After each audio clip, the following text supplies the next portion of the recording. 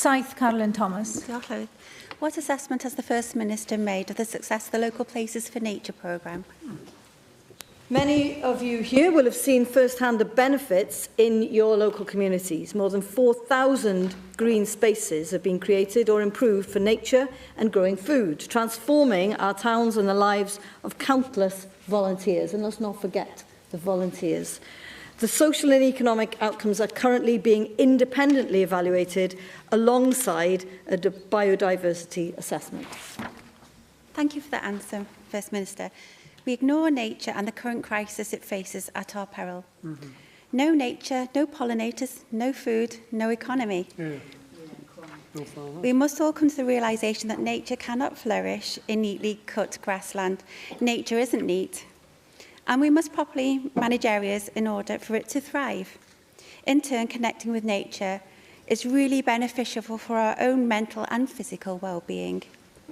Tomorrow, I am sponsoring an exhibition by One Voice Wales, showcasing the incredible achievements of our town and community councils through the Local Places for Nature funding programme. Would you join me in encouraging members and members of the public to attend the event tomorrow to learn more about restoring biodiversity in public spaces within our local communities?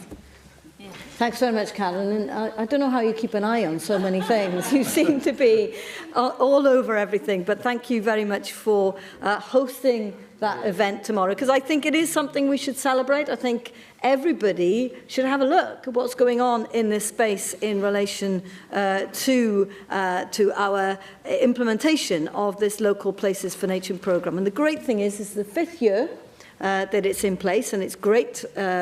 One Voice Wales is taking a lead on some of this. The projects are community partnerships, and that's the key thing. It's about the community getting involved. And as I said, there are 20,000 volunteers, and this is really changing people's lives.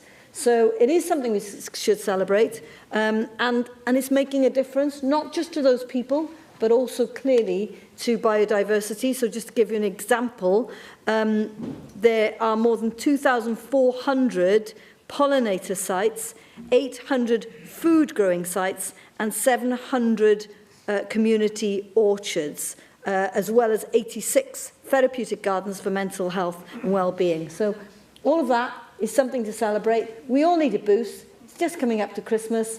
Go and have a look at what's happening in your local environment in this space.